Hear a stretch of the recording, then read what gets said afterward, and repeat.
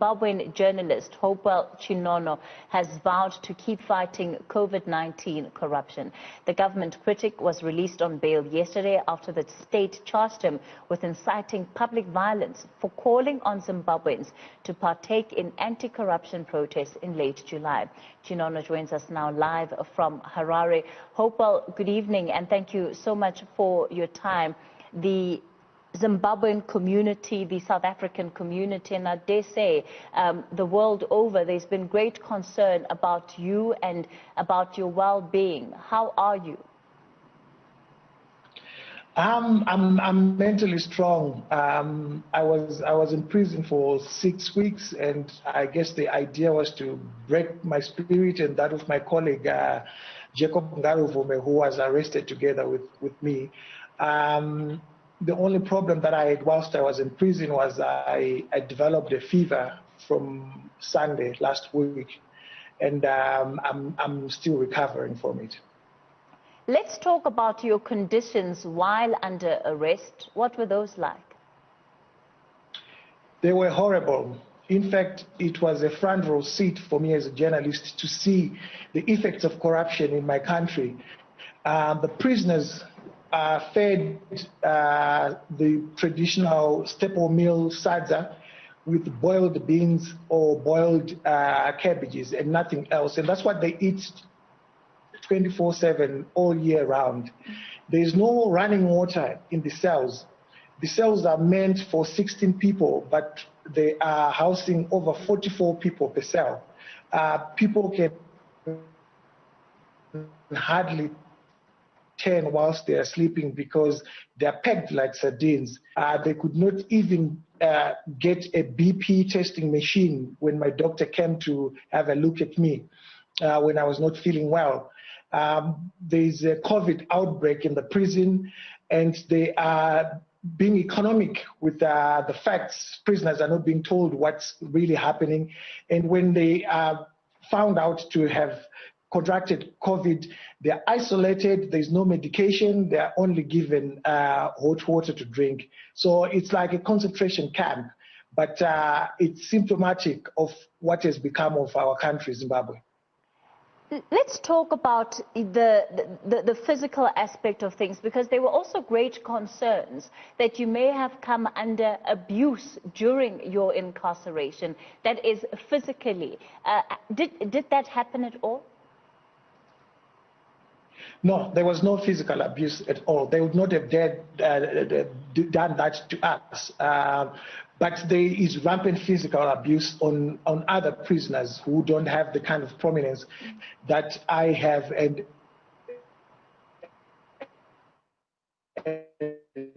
that my other two colleagues have. So they're very careful of how they treat people like myself and people like Job Sikala or Jacob Ngaruvume. The other guy was arrested with me. But there is violence in the prison where prison officers beat up inmates. For any of the slightest mistakes that they can make, they get beaten up. You were denied bail 3 times, and I'm curious to know, all of those times that your legal representatives were going to court, making representations, and this was being denied. What did you perceive was the intention of the legal system at the time? The legal system was being used to settle a political score. Our arrest, we have concrete information that it was directed from the president's office. The real reason why now I was accused by ZANU-PF, they held a press conference before my arrest saying that I was tarnishing the image of the president and his family because his children were involved in some of the COVID deals. And one of the charges that you were faced with was, of course, inciting violence. And there were even insinuations that you were attempting to bring down the ZANU-PF government in Zimbabwe. Is that your intent? That's not true at all. That was a trumped-up charge to try and justify my persecution and my justified arrest. what we said was that there's so much corruption in Zimbabwe, there is need for people to use constitutional avenues that are available to citizens to protest against corruption. We never said that we wanted violence, and I'm against violence. I've done an award-winning film showing the state performing violence against citizens. So I would never, ever be at the forefront of advancing a violent agenda. Of course, some of the questions that the governing ZANU-PF had to answer was the extent to which your arrest and that of other activists actually spoke to the fact that the democracy in Zimbabwe is under threat, and many saying that, in fact, there is no democracy in Zimbabwe. But the government saying that it's a fully functioning and well-functioning democratic state, and that anybody externally has no reason to be worried. Is that the case? That's not the case, and I'm sure the world has been seeing case after case. I'm not the first and probably won't be the last to be arrested under these spurious charges. Zimbabwe, the rule of law has broken down. It's really difficult to understand how our government, on one hand, intends to attract investors, and yet on the other hand, uses jackboot tactics to try and silence people like myself, who are journalists, who are doing their work, who are exposing corruption. I spent 6 weeks, Kathy, in the maximum prison, one of the worst prisons in Zimbabwe. And yet the men that are exposed to have been at the forefront of looting millions of dollars meant for COVID was walking in the streets. Whilst I was in prison, the man who stole that money and was at the forefront of that looting of public funds was stealing money that was meant to buy masks for prisoners. And whilst I was in Chikulubi prison, I was shocked because the prisoners did not have masks. So what I exposed is exactly what I then saw whilst I was in prison, the consequences of what I exposed. So such a state and such a regime cannot talk about democracy when it fails to fulfill the fundamental rights of citizens. For example, providing masks for prisoners. And, you know, it's not just citizens who are affected by this, but you as a journalist who needs to be able to do your work under the protection of knowing that you have freedom of speech. Do you feel that that is a right that you have access to, that you can enjoy freedom of speech? Are you confident to leave your house and continue doing your work without feeling that there will be reprisal? They always threaten us. The ruling party held a couple of press conferences intimidating me, threatening me before I was arrested. So I knew the arrest was coming because that's how they operate. As for freedom of speech, it's now a situation where we are able to speak, but we are not sure of what happens after we speak. The idea of incarcerating a well-known journalist like myself is to try and intimidate, instill the fear of God in young journalists, to say that if you write about President Mnangagwa, then this is how we are going to handle you. They even withdrew my lawyer from my case to say that to send a message to young journalists to say, we don't care, even if you come with a big lawyer, we will remove that lawyer and will persecute you. Social media had been critical to how you were able to get the message out about some of the corruption that you were seeing. And in fact, it also became crucial even when informing the rest of the world about your arrest. Now that you're not allowed to be on social media, what is life going to look like under this ban that comes as part of your conditions of release? The correct position, after I read the ruling by Judge Chitapi, is that I'm allowed to be on social media, but I'm not allowed to talk about protests or to talk about violence whilst on Twitter. And so it doesn't affect me at all because I never advocated or called for violence against the Zimbabwean government or against anyone for that matter. And the fact that, well, because of lockdown, movement would have been limited and restricted anyway. But the fact that your passports have been confiscated, has it crossed your mind at any time to leave Zimbabwe, seek asylum elsewhere? It hasn't crossed my mind. You know, I spent 11 years of my young adult years in Britain and in America. And I specifically came back home because I wanted to contribute towards my country's emancipation, because during the Mugabe years, we were fighting for freedom. And when the current president came into power, Emmerson Mnangagwa, he promised everyone, you know, that he was going to change, he was going to do things differently. And we thought we had achieved something, but he's turned out to be worse than Mugabe. So I have no intention of leaving, because this is my country. Leaving is capitulating and allowing the bad guys to carry on doing the bad things.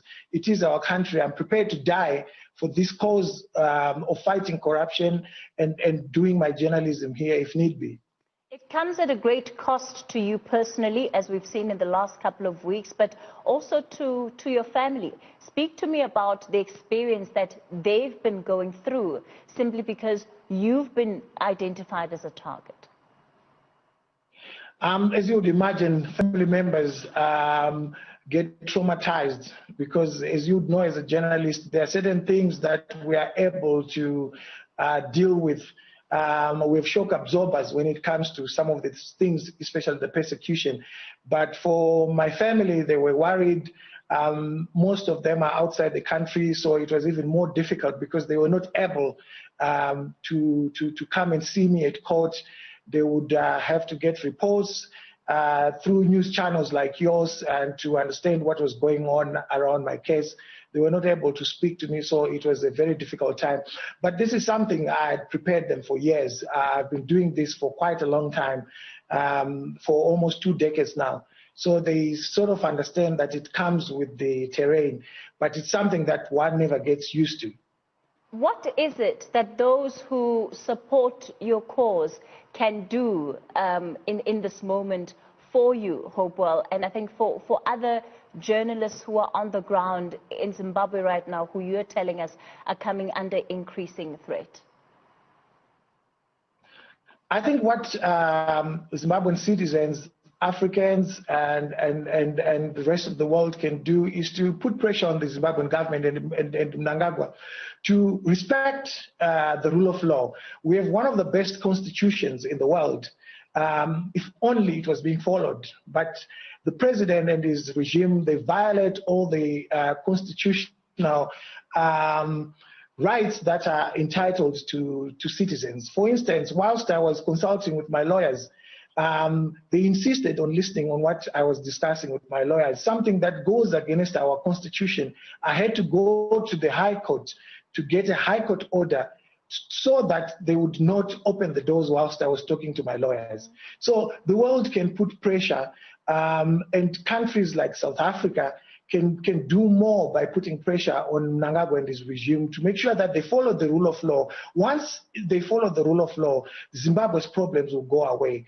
We have got a lot of minerals in Zimbabwe. We have a lot of natural resources, but they're going to waste because they are being shared by a few and the rest of the country is not getting anything. And that comes to the center of what I've been talking about.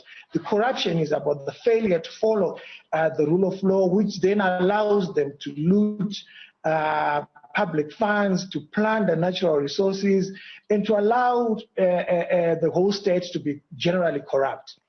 Given your experience, Hopewell, and we have to wrap up this interview soon, do you have a sense that the political elite in Zimbabwe have captured the justice system there? Yes, they have captured. In fact, one of the tweets which they are using to charge me mentions exactly that. And it is captured in my bail judgment. Where Justice Chitapi gave me bail and how he could ignore testimony and then accuse. This country is in a total mess on so many fronts. I'll give you an example of how bad things are. Over 2,000 women die giving birth in Zimbabwe. And the biggest hospital in Zimbabwe, Harare Hospital, has got only 2 operating maternity theaters. They were built in 1977, and only 1 is working. And yet we've got these guys running the state, buying Land Cruisers, building mansions, and yet 2,000 women are dying. To give you a context, 2,000 women dying giving birth is the equivalent of 15 jumbo jets crashing every year in Zimbabwe and killing pregnant women.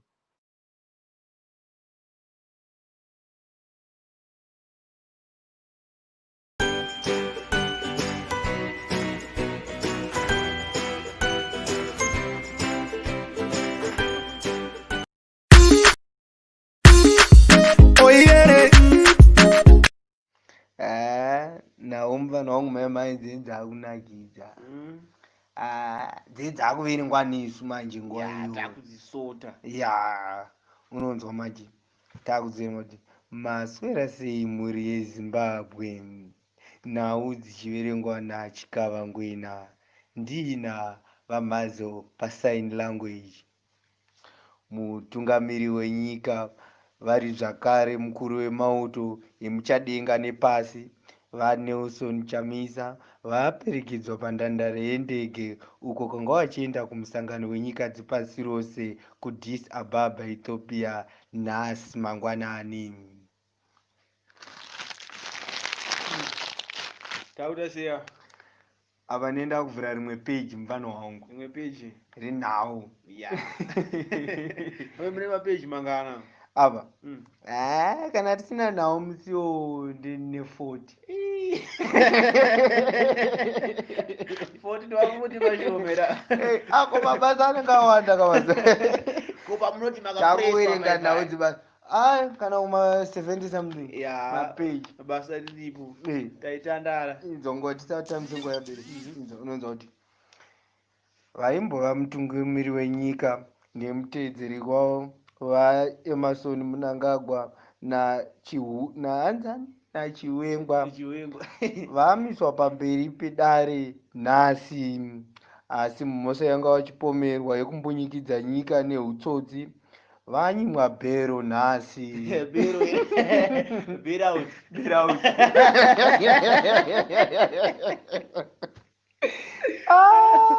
Ewe, kana ndinoti umpati ntambo uEmmerson unianzani uNelson Chamisa indege. Indizamchina.